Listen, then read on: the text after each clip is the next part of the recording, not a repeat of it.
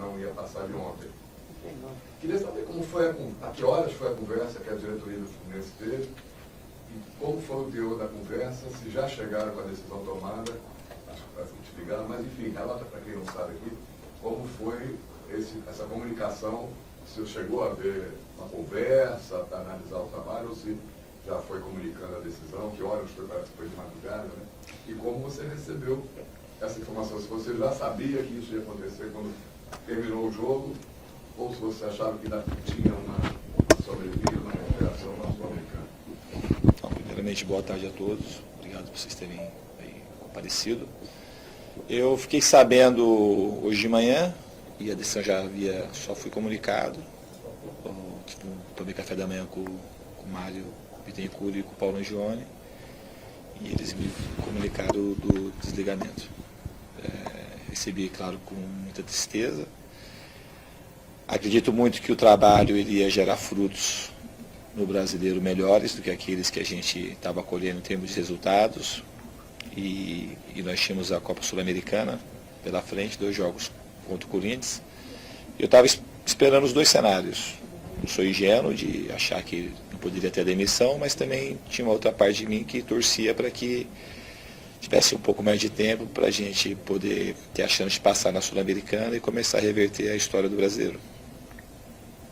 Você reverte o teu modo de pensar a partir de agora no futebol, você vai rever, porque duas situações parecidas. Você começou muito bem no Atlético Paranaense, muito elogiado, depois o time não teve os resultados, acabou sendo sacrificado. Da mesma forma, você sai elogiado por muita gente, grande parte da torcida que acreditava ainda no seu trabalho, mas os resultados também não surtiram efeito, pelo menos desejado até agora. Você vai rever um pouco da sua carreira a partir de agora, ou você continua exatamente igual, seus conceitos não mudam, ou você acha que tem que parar, tentar dar uma raciocinada, o que está dando errado? Então, Cícero, raciocinar o que está dando errado é o que eu faço todos os dias da minha vida. Então, estou sempre raciocinando para melhorar o time. E quanto mais eu raciocino, eu tenho mais convicção que eu estou no caminho certo.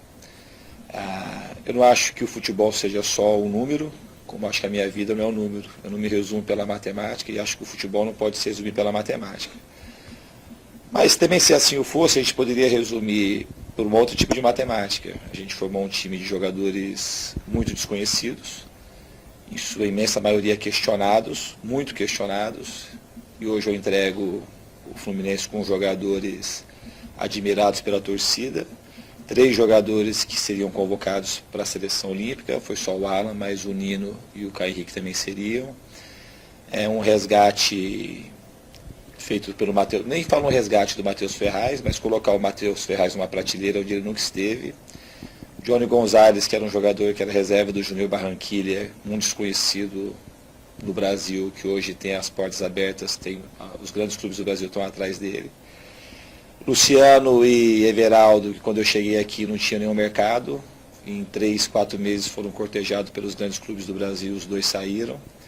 João Pedro e Marcos Paulo, que ninguém apostava que seria para esse ano. Quando eu cheguei aqui na nossa primeira conversa, as pessoas do Fluminense acreditavam que eles tinham que passar no mínimo um ano no Sub-20 para amadurecer.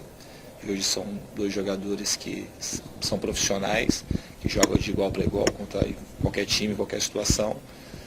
Lançamento do Miguel, um outro olhar para o Miguel de 16 anos, talvez seja um fato inédito aí no Fluminense, um jogador de 16 anos que joga, não porque tem 16 anos, joga porque é capaz de jogar. Entre outros, a própria recuperação do Ganso, do futebol aqui do Brasil, recuperação no sentido de mostrar que ele é capaz de correr os 90 minutos, de dar carrinho, de ajudar a equipe, de não ser só o Ganso talentoso que ficava sem movimentar no campo. Esqueço de algumas coisas que não dá para lembrar tudo assim do sopetão. Mas isso também são resultados muito importantes para mim. Eu acho que o Fluminense fica numa boa condição. O time treinou muito. Eu sou muito grato a tudo que os jogadores fizeram. A gente construiu uma relação muito intensa, muito profunda, que fazem com que os jogadores tenham confiança para jogar futebol. Vai vir um outro profissional aqui e vai dar sequência. Talvez a minha saída diminua um pouco a pressão, porque não é uma coisa que eu ocasiono, mas onde eu estou, fica sempre esperando uma coisa a mais dos times que eu estou dirigindo.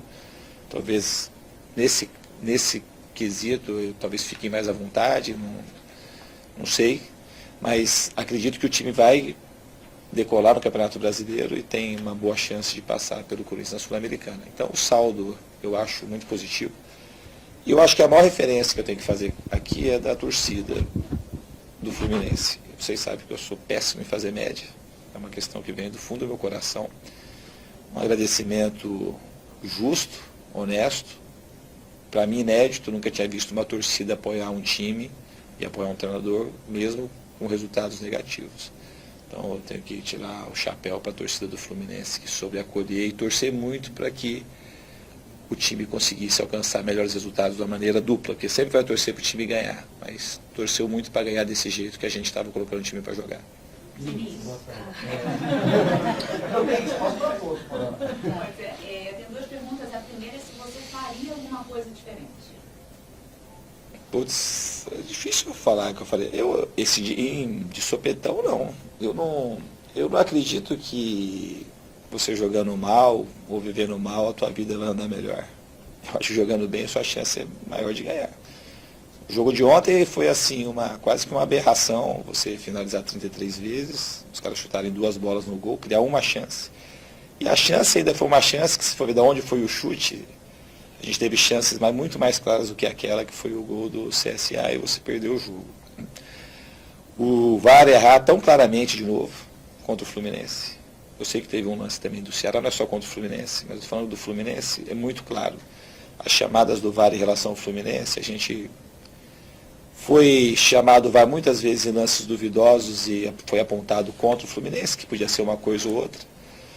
E no lance do Goiás e ontem, que foram lances assim, muito clamorosos, de fácil marcação, principalmente, eu falo até do lance do Daniel, o do Ganso também foi pênalti. Mas o Daniel foi um pênalti 2 vezes, foi um pênalti mais claro. E o lance do Goiás, a gente está falando de 6 pontos, o Fluminense seria 18 pontos hoje. Estou falando de coisa muito clara, que com a tecnologia é praticamente impossível se errar. Isso posto, eu não posso ficar, a gente tem coisa para melhorar, mas a gente tem que valorizar o que foi feito e saber onde melhorar, que não é uma coisa muito fácil você achar onde estão os erros. O time tem coisa para melhorar, tem muitas coisas para melhorar. Evidentemente que tem, sempre tem. Mas eu vou procurar, como eu disse no início, eu procuro sempre onde a gente está errando. Ontem o sistema defensivo tomou o gol de novo, mas o CSA é um time que se defende muito bem e talvez o Fluminense foi o time que deu menos chances ao CSA de fazer gol, ainda se a gente tomou. Mas então é uma coisa que o então imponderável que jogou muitas vezes contra o Fluminense essa minha passagem aqui no Campeonato Brasileiro. E só mais uma pergunta, você acha que o Fluminense se precipitou um pouco, poderia ter esperado pelo menos esse jogo no meio da semana importante pelas quartas de final da Copa Sul-Americana? É difícil falar de precipitação. Eu acho assim que vou aproveitar a tua pergunta já fazer um agradecimento especial ao Pedro Abad, que me trouxe junto com o Fabiano, e ao Mário Bittencourt, que é um cara muito humano, um excelente presidente, um cara jovem que entregue pelas coisas do clube, que trabalha incessantemente para que as coisas melhorem. Ele deu uma contribuição, ele e Mário, uma contribuição gigantesca nos poucos meses aí que a gente conseguiu trabalhar juntos. Saio daqui tenho o meu carinho e admiração, assim como o Pedro e o Fabiano, que souberam me acolher muito bem também. E quanto ficar, esse era o meu desejo. Eu acreditava que a gente podia reverter, acreditava muito. Só que não sou eu que decido, isso é uma crença minha, né? Muito forte. Acho que os jogadores e jogos assim grandes como esse do Corinthians foram jogos que a equipe talvez tenha mais bem respondido sob meu comando. O jogo do Grêmio na Arena, o jogo contra o Cruzeiro lá fora, o próprio jogo contra o Santos na Vila, até a gente tomar o gol. Então a gente tinha uma chance boa de poder jogar bem lá contra o Corinthians e ter um bom resultado. Boa tarde.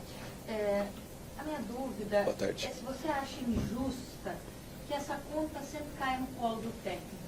E a gente vive um panorama que se sabe publicamente muito difícil no Fluminense, salários atrasados, a própria situação dos jogadores, e às vezes, por exemplo, o sistema defensivo nem sempre ter peças de reposição adequadas, ou o que qualquer treinador gostaria de poder trabalhar, né, da melhor forma, e acaba caindo só no colo do treinador. Você acha que é isso que acaba atrasando o futebol brasileiro? Eu acho que isso é uma das coisas que atrasa, sim. essa premência por resultado e de se achar que se jogar de qualquer jeito vai se ganhar. E não é assim. Os 4 times que foram rebaixados no ano passado, vão ter 4 rebaixados. Eles jogaram, acho que os 4 de uma maneira totalmente diferente daquilo que eu jogo. Então não é porque você vai jogar de um jeito ou de outro que você vai ganhar ou perder. Eu acredito que o trabalho do treinador é você otimizar as suas chances de fazer gol e diminuir as do adversário. Eu acho que isso a gente fez na grande maioria dos jogos. A gente não conseguiu concluir as nossas chances em gol e acabou sofrendo e perdendo muitos jogos ou muitos pontos no Campeonato Brasileiro. Mas eu acho que essa mudança passa, eu acho que ela já está em curso. Eu acho que esse apelo que veio do torcedor, e acredito de muitos jornalistas também, eu vi muito apoio de todo mundo, agradeço a vocês todos, muito. De poder analisar, de quer dizer, por que não está ganhando, jogar bem, que é uma pergunta que vocês fazem, que é a minha pergunta que eu faço.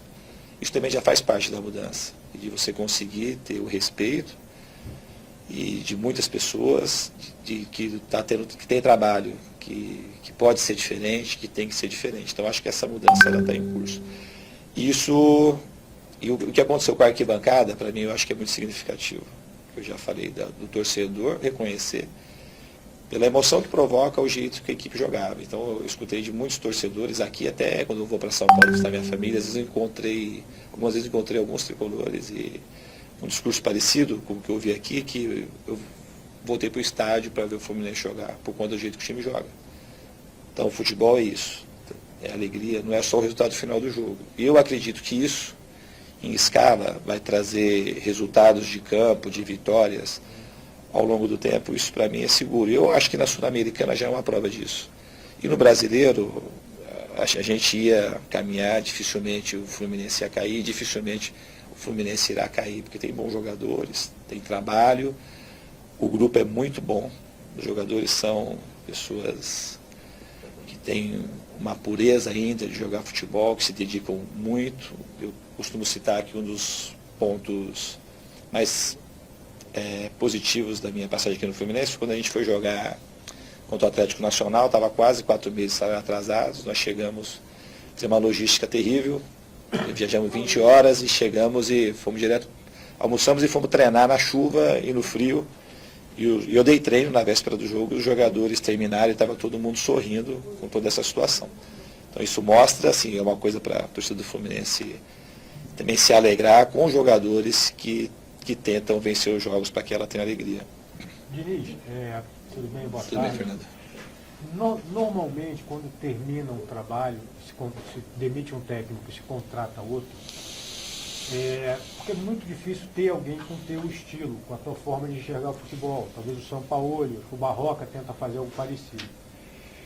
Eu não sei se a pergunta é assim, que tipo de conselho você daria para o técnico que vai chegar, seja ele quem for, para olhar um pouco o que você fez, para olhar um pouco característica. Eu queria uma ideia sua aí sobre essa mudança e o que você deixa, né, para quem for chegar. Eu acho que eu deixo um time harmonioso, um time que trabalhou muito, trabalharam demais. Vocês devem saber que eu trabalho muito, assim, que eu dou muito treino, que eu repito muito.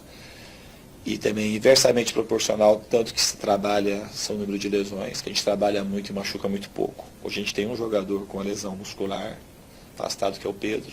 E essa rotina do DM de lesão muscular, ou tem um ou não tem nenhum.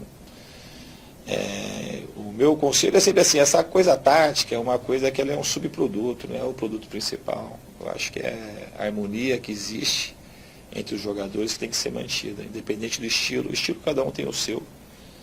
Eu tenho a minha maneira de ver o futebol, o jogo de futebol, como eu quero que as coisas aconteçam.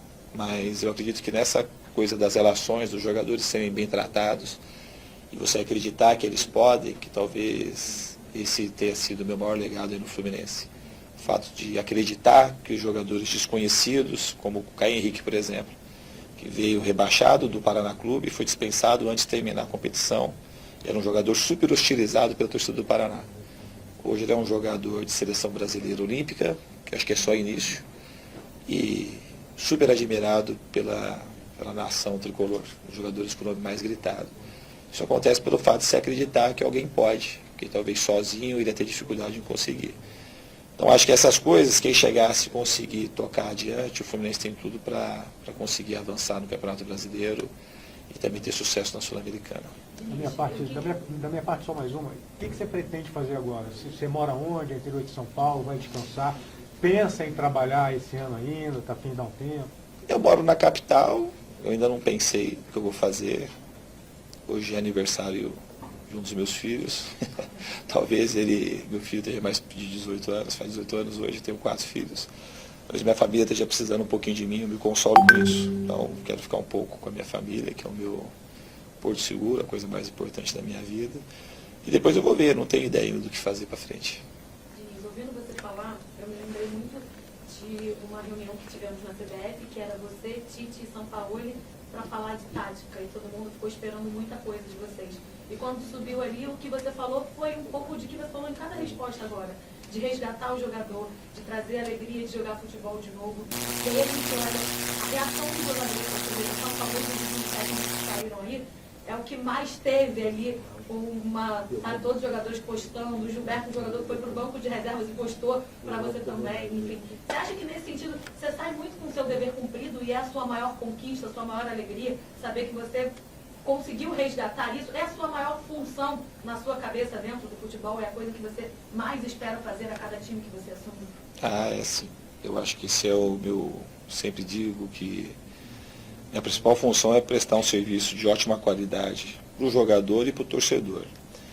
Eu acho que para o torcedor do Fluminense ficou faltando o resultado do Campeonato Brasileiro, mas em termos assim de prazer em ver seu time jogar, de poder dominar o Atlético Mineiro nos 30 primeiros minutos lá na Independência, como ninguém dominou ainda no campeonato, depois nós perdemos o jogo, mas de ver que o time pode trazer alegria e pode ser protagonista em qualquer cenário, então esse orgulho eu acho que o torcedor tricolor teve. E essa insatisfação que é normal com o resultado, que tem que ter mesmo. Então acho que isso fica. E eu acho que a parte central do meu trabalho é essa, de poder ajudar, de resgatar os jogadores, que todo jogador precisa, independente do nível que ele está, se ganha muito, se ganha pouco. Eu faço praticamente a mesma coisa desde que eu comecei na 3ª divisão de São Paulo e sou muito feliz com os resultados que eu tenho obtido. Só para mais uma nessa linha ainda, dentro desse raciocínio, você acha que talvez esse seja o seu maior desafio daqui para frente? Porque para fazer esse tipo de trabalho você precisa de um tempo normalmente longo, de conhecimento, aproximação, que o Campeonato Brasileiro não dá. Então, a gente volta assim, né, dos resultados, assim, porque a gente está discutindo aqui a minha demissão por conta do resultado. Mas aqueles números todos que aparecem nas estatísticas, eles também são um resultado. O trabalho foi bem feito. Eu acredito que aquilo, ele em determinado momento, vai virar muito resultado. E essa coisa da aproximação com as pessoas, eu acho que isso eu tenho muito forte, de aproximar muito rapidamente, porque eu vou muito desarmado com o jogador e a minha intenção é sempre essa, de ajudar. E o jogador é sensível, muito sensível e percebe isso. Então o trabalho mais importante, ele começa a acontecer desde a minha chegada, que o jogador ele vai cedendo a isso, ele vai sabendo que ele pode confiar. Então as coisas acontecem de uma maneira rápida. Aqui no Fluminense foi rápido, desde o começo a gente já implantou o que todo mundo acha que leva tempo, que é o jeito de jogar. A gente depois vai aprimorando com o tempo, porque sempre tem margem para melhorar.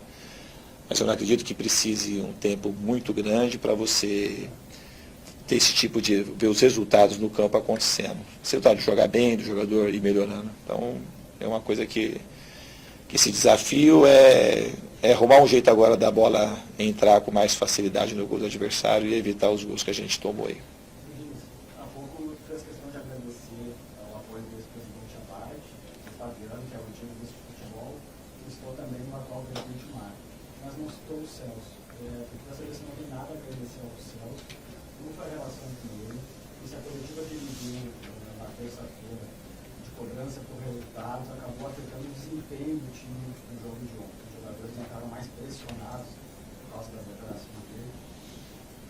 Eu agradeço as pessoas que merecem ser agradecidas, e são essas 3. Agradeço reiteradamente e acho que hoje eu tive uma conversa muito assim profunda com o Mário Bittencourt, que é um amigo aí que eu fiz, como os outros 2 que você citou. E eu não acho que abalou o desempenho, porque os jogadores são muito maiores do que aquele tipo de entrevista que foi dada. Os jogadores são muito grandes. E o desempenho foi aquele que teve. A gente criou muito, se o time tiver jogado mal. As coisas aconteceram porque elas têm que acontecer e a gente vai talvez explicar isso com o passar do tempo. A gente teve na cobertura da Zona Mista ontem e os jogadores saíram falando que estavam fechados com você, Danielzinho, Alan e o Wellington Lane. Como é que foi a despedida hoje no CT? O que você passou para eles, falou para eles? O que você conseguiu deixar uma palavra de incentivo? Como é que foi o elenco que recebeu essa notícia? Então, acho que a despedida, não só dos jogadores, mas como do pessoal que trabalha lá internamente, mas principalmente dos jogadores, foi bonita pra caramba, foi um momento marcante, emocionante, porque o trabalho foi emocionante, do começo até o final.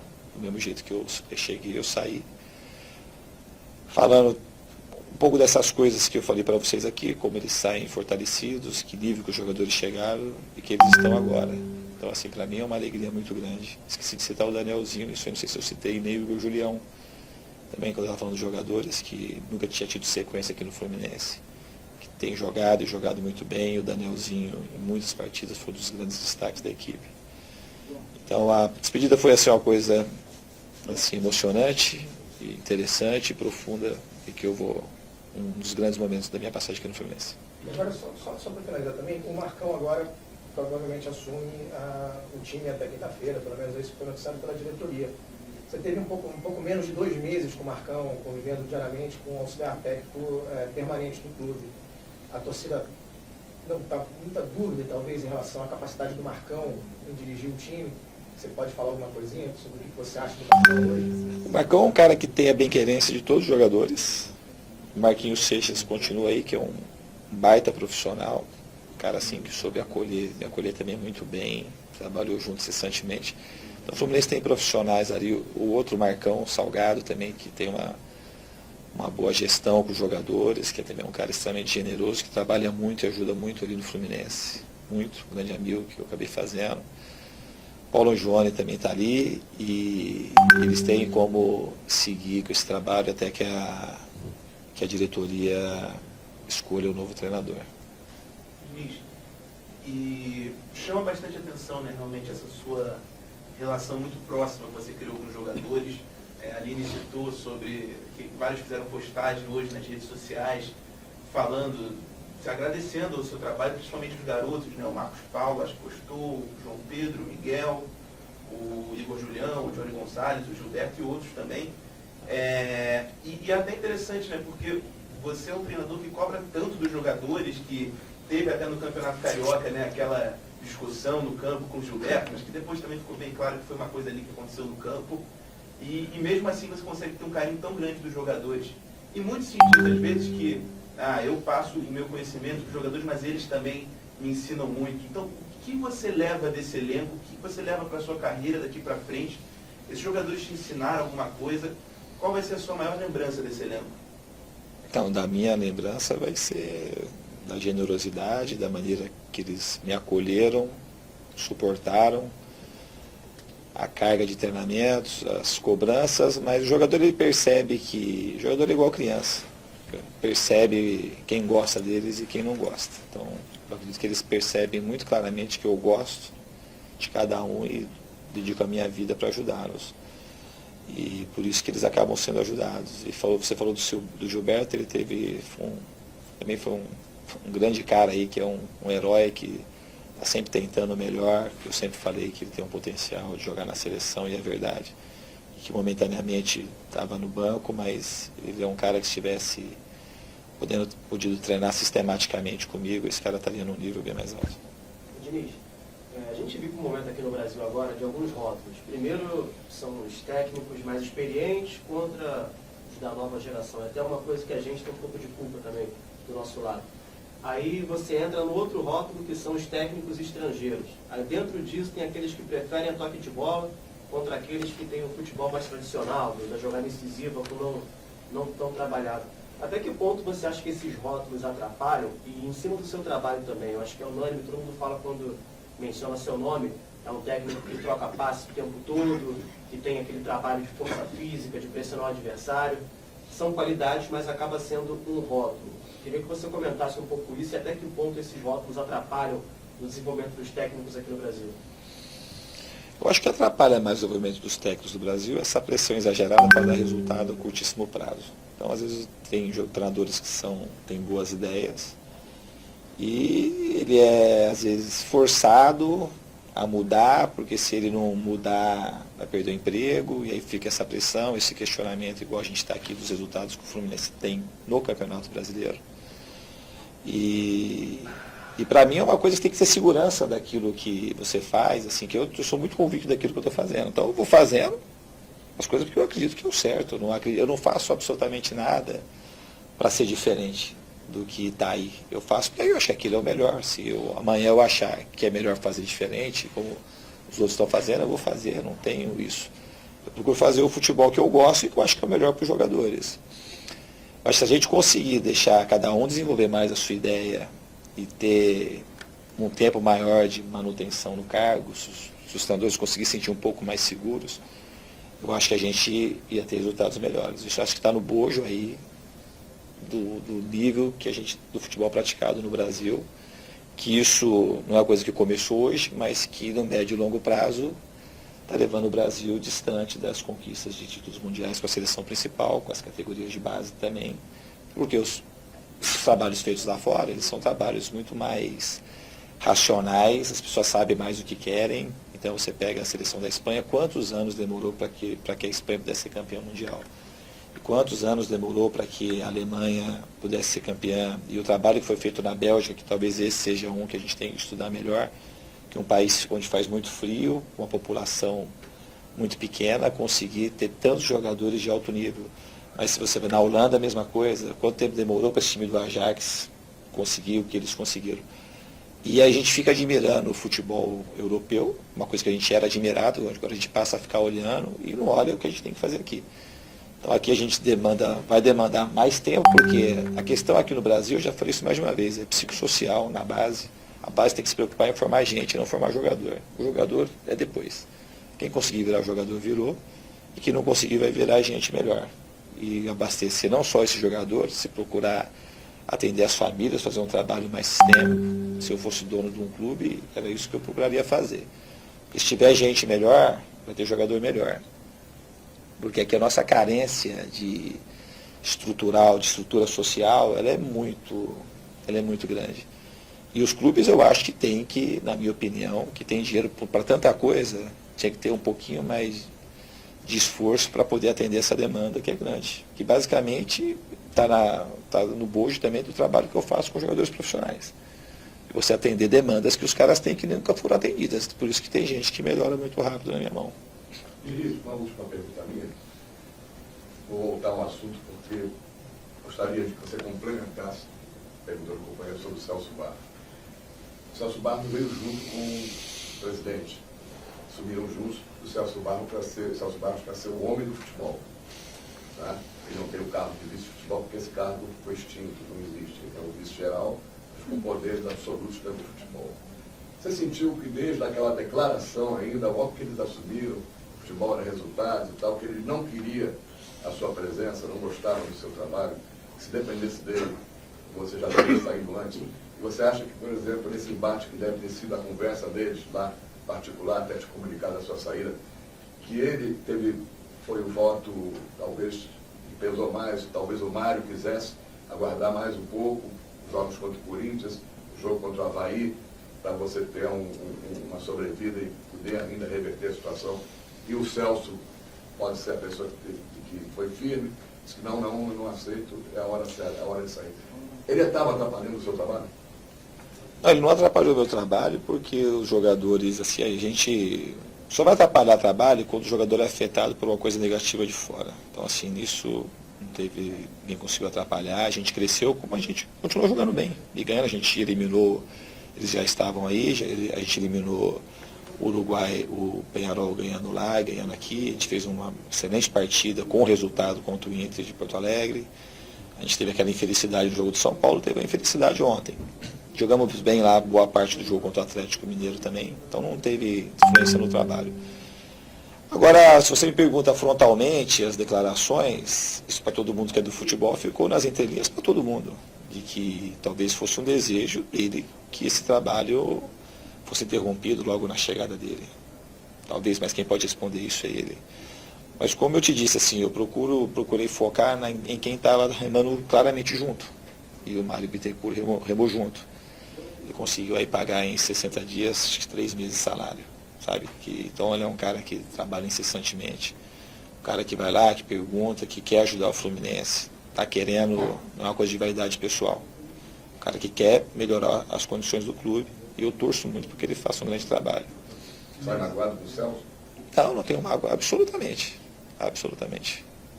Também porque eu tenho que ser magoado com quem eu gosto e gosta de mim. Eu não tenho nada, não sinto absolutamente nada.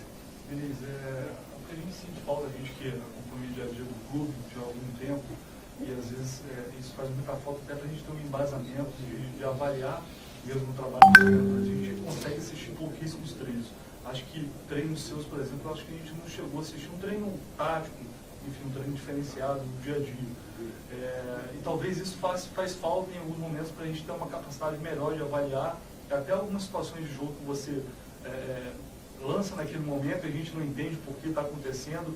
Você acha que também é uma coisa que pode ser pensada médio e longo prazo, da gente ter um pouquinho mais de acesso para ter uma capacidade melhor de avaliação, talvez? Eu acho que sim, mas isso depende muito mais, talvez, daquilo que, como vocês vão tratar isso, do que, porque se você abre, é um problema isso.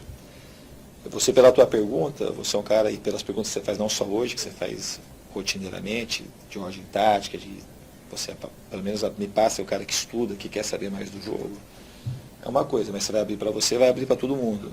E se você abre o treino e tem uma cobrança, ou tem outro tipo de coisa, e aquilo vira tititi e fofoca, aí o negócio já não tem como prosperar. Então é uma relação difícil. Eu gostaria muito que a nossa relação fosse cada vez melhor. E eu tenho, graças a Deus, uma boa relação com vocês. Agora, na Europa é muito mais fechado que aqui, você sabe, né? Você vai lá, eu estive lá na Europa, lá o Guardiola, nem a categoria de base assiste o treino. Tem umas 5, 6 pessoas, é uma grande burocracia para você ter acesso. Então, no mundo europeu, talvez isso aqui o Brasil poderia fazer melhor do que é feito lá. Mas é uma construção muito difícil, porque a partir do momento que essa relação ela for violada, ela acaba instantaneamente, porque não vale a pena, sabe? Se vira uma coisa de, um jogador deu uma entrada no outro, aí vai, se um não gosta do outro, xingou o outro, e isso que vira, infelizmente, isso vai vender mais do que as suas considerações táticas e da metodologia de treino. Já que o pessoal encerrou, eu gostaria que você tomasse, agora, virando a página do Fluminense, a sua opinião, Diniz, sobre a utilização do VAR no Brasil. Os jogadores, eu já perguntei isso para o Ganso, tive a oportunidade de falar ontem no Maracanã também, mas assim, a gente percebe que os jogadores e os treinadores falam do VAR com muita cerimônia. Não sei se talvez por medo de uma retaliação da CBF, de uma punição, de uma suspensão, mas o que se está assistindo realmente no Brasil, que o VAR veio para polemizar mais do que ajudar. A gente fala lance do Fluminense, a gente pode falar do lance de mão, do lance do Bahia, a bola pegou no braço do Gilberto, tem o lance de mão contra o São Paulo, do Alan, contra o Santos, enfim. E acabou que alguns lances polêmicos, a torcida pegou muito no pé do VAR também, porque acabou não agindo de forma correta, não é beneficiando o Fluminense, mas não acabou sendo utilizado de forma correta. Você poderia falar a sua impressão sobre o VAR agora, uma vez que você já não está à frente de um grande clube? Ou esse assunto você pensa ainda que ainda está meio um nevoeiro, que os jogadores, os treinadores ainda falam com cuidado, por não saber ou ter receio de uma punição da CBF? Não, acho que não tem por que ter punição da CBF. Por enquanto, o uso do VAR, eu não estou falando porque eu saí do Fluminense, amanhã eu posso estar empregado em outro lugar, e não é por conta disso. Por enquanto é horroroso. E eu acho que o Fluminense, como tem outros clubes, mas o Fluminense foi muito prejudicado com lances fáceis de serem apitados. Eu falei de 6 pontos, nem entrei nesse do Gilberto, que foi um lance assim, que aquilo ali para mim não é pênalti nunca. Se eu fosse falar da minha avaliação, mas cabe margem de interpretação.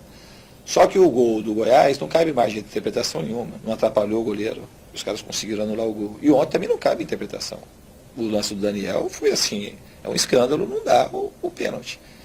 Então, para o Fluminense, e teve outros, eu não sei como é que foi, eu não vi o lance ontem do Ceará, mas do Botafogo e Flamengo também aconteceu lances muito fáceis de serem arbitrados que não foram. Então, por enquanto, é muito ruim. É muito ruim, não está ajudando, está prejudicando. Por enquanto, o VAR, que veio para fazer uma certa justiça, está prejudicando o futebol. Aqui no Brasil, a conta está negativa em relação ao VAR. Agora sim, valeu? Obrigado a todos aí, rapaziada. Saudações do Clube de Galera. Notícia é jogo. E a gente vem sempre Pode ter sido forte, mas sempre procurei ser. 20. Você quer gravar passagem? Não, eu vou tocar ainda, vou explicar aqui aí. Tá discussão aqui no lugar aí, tá?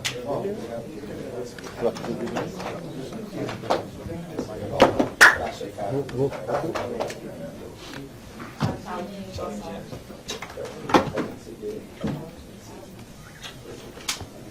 Tchau, tchau. Sucesso aí, parabéns pelo canal. Uma pena. Qual para você, professor? Não acredito.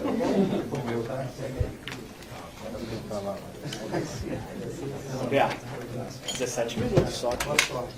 Falei 4h30, 4h47. Agora fazer o vivo.